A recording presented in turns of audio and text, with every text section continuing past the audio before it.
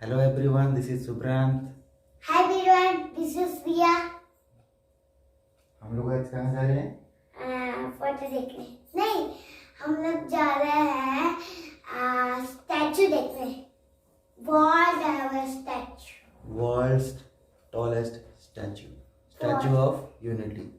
कहाँ है वो? यूनिटी। केवड़िया गांव में है। केवड़िया गाँव है। हम लोग अभी सूरत से निकलेंगे। अभी रात हो चुकी है, आपको जाना नहीं है। आप समझ रहे होंगे दोपहर है, सुबह है, ऐसा समझ रहे होंगे। इसलिए हम लोग रात में जा रहे हैं कि रात में इसको जा सकते हैं। सुबह सुबह हम लोग नहीं निकल सकते, तो रात में ही जा रहे हैं।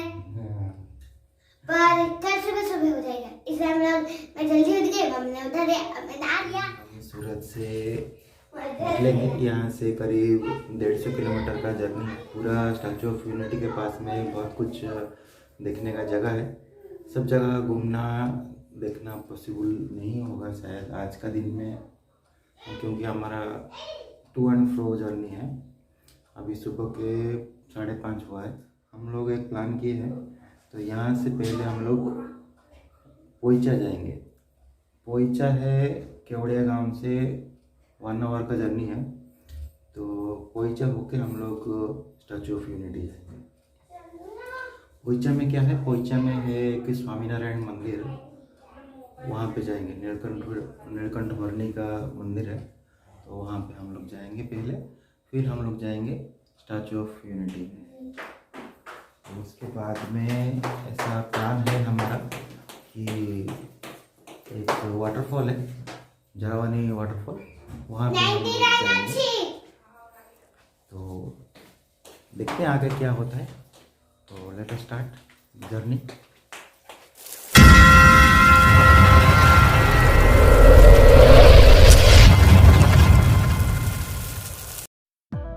हम जा रहे हैं पोईचा। सूरत से करीब 150 किलोमीटर दूर पे है पोईचा, जो गुजरात के नर्मदा डिस्ट्रिक्ट में है। एक दिन का टूर में एक मंदिर, वल्लभ भाई पटेल जी का स्टैचू ऑफ यूनिटी और एक नेचुरल वाटरफॉल देख के हमको रिटर्न आना था। मेरे फैमिली और मेरे कुछ कलीग्स सुबह 6 बजे मेरे रूम से निकल गए पोईचा के लिए। पोईचा में है स्वामीनारायण मंदिर, नीलकंठ धाम। तो चलते हैं पोईचा, जानेंगे नीलकंठ धाम के बारे में और भगवान श्री स्वामीनारायण जी के बारे में।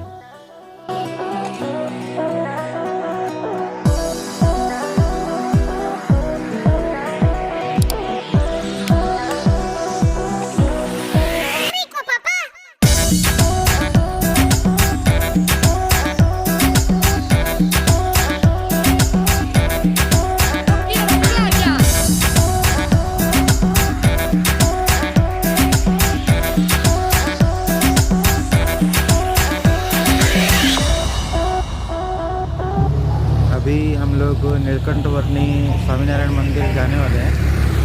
ऑन द वे है, यहाँ से अभी 10 किलोमीटर का रास्ता है, जाएंगे अभी। वीडियो है, ठीक है, हम लोग चलते हैं। तेरा वीडियो है तो गाड़ी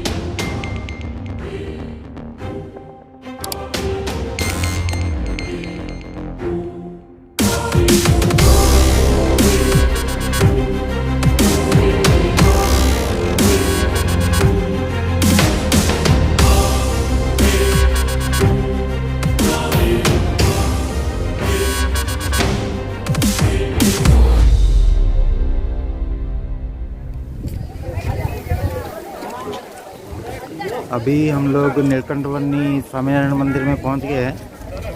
ये यहाँ का व्यू है।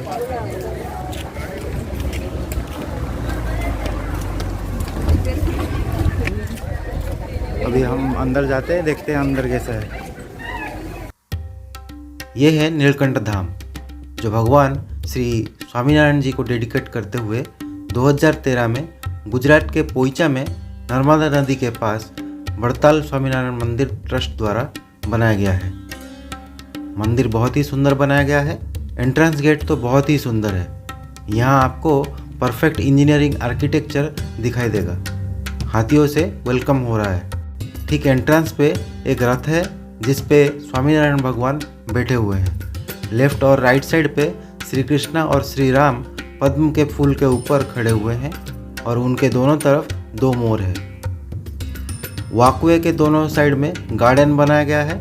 गार्डन में बहुत सारे भगवान के मूर्ति को सजा के रखा गया है जो अट्रैक्टिव लुक देता है। मंदिर नर्मदा नदी के पास में बनाया गया है। स्वामीनारायण मंदिर के एंट्रेंस से पहले शिवजी के बहुत बड़ा मूर्ति तांडव करते हुए रखा गया है। टेम्पल एंट्रेंस से काफ़ी सुंदर दिखाई देता है। टेम्पल के एंट्रेंस पे वाटर पूल बनाया गया है जहाँ पानी पूरा ब्लू दिखाई देता है। जो मेन टेम्पल है स्वामीनारायण भगवान का है। लेफ्ट साइड में बाल गोपाल मंदिर है, राइट साइड में हनुमान मंदिर है। मंदिर के नीचे अंडरग्राउंड में नारायण भगवान शेषनाग के ऊपर लेटे हुए हैं। ये था इस नीलकंठ धाम के बारे में छोटा सा जानकारी। अभी हम चलते हैं स्वामीनारायण मंदिर की ओर। मंदिर घूमते घूमते मैं आपको बताऊंगा भगवान स्वामीनारायण कौन है, जिनके लिए नीलकंठ धाम बना है।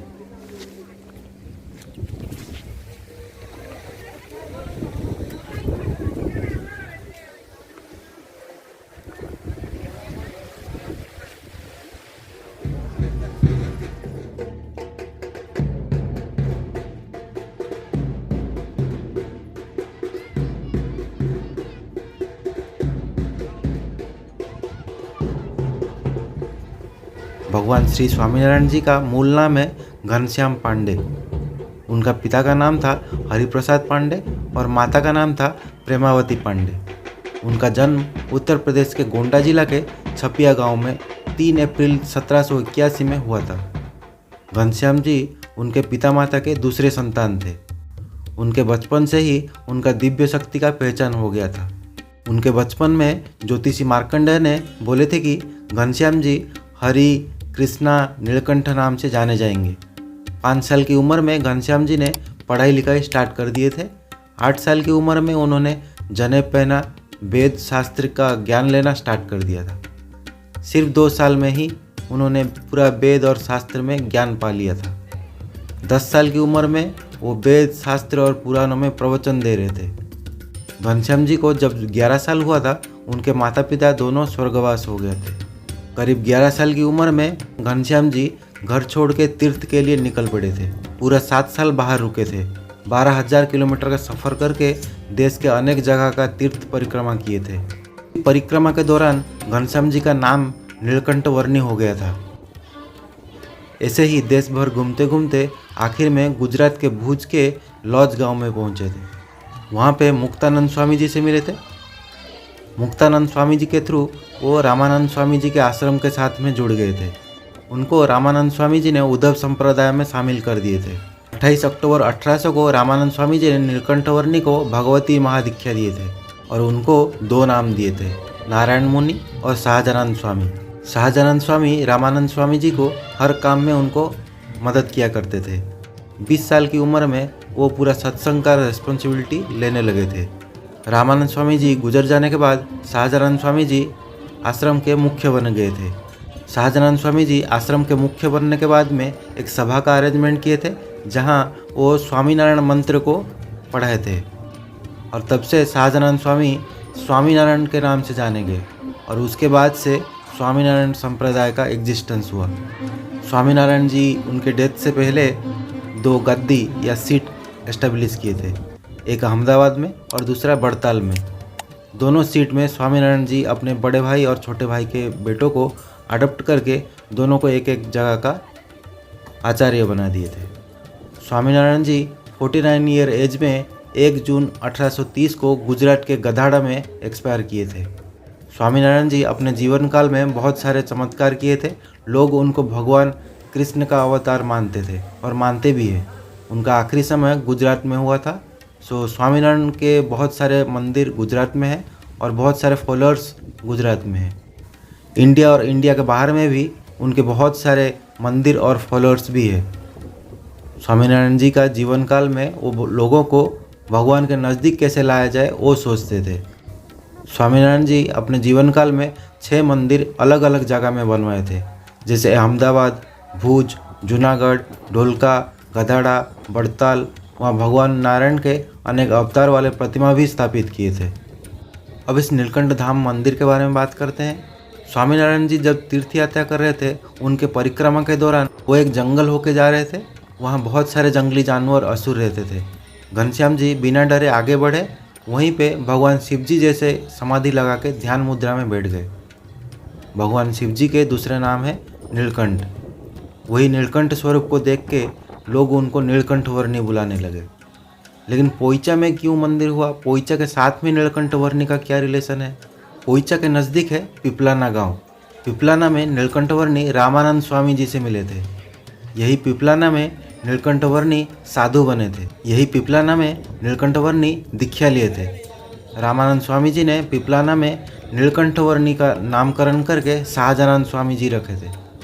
पोईचा भी अच्छा लोकेशन पे है, पास में नर्मदा नदी भी है, इसीलिए पोईचा में नीलकंठ धाम बना हुआ है। नीलकंठ धाम में और भी बहुत कुछ है देखने के लिए, जैसे शाहजानंद यूनिवर्स है, 108 गोमुख है, नीलकंठ वर्णी के शाम का आरती है, शाम को लाइट साउंड शो भी है। ये सब तो हम अटेंड नहीं कर पाए क्योंकि हमको जाना था स्टैचू ऑफ यूनिटी, जो यहाँ से 40 किलोमीटर दूर है। बट आप जाएँ तो ज़रूर ये सब देखिए।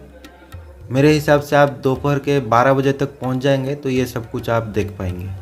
फ्रेंड्स, एक छोटा सा रिक्वेस्ट है, नीलकंठ धाम का वीडियो अगर आपको अच्छा लगा होगा तो लाइक कीजिए, सब्सक्राइब कीजिए, दोस्तों के साथ शेयर कीजिए। मेरे चैनल के साथ जुड़े रहने के लिए बेल आइकन प्रेस कीजिए। नेक्स्ट हम मिलेंगे स्टैचू ऑफ यूनिटी वीडियो में। तब तक के लिए take care and bye. Thank you for watching my video.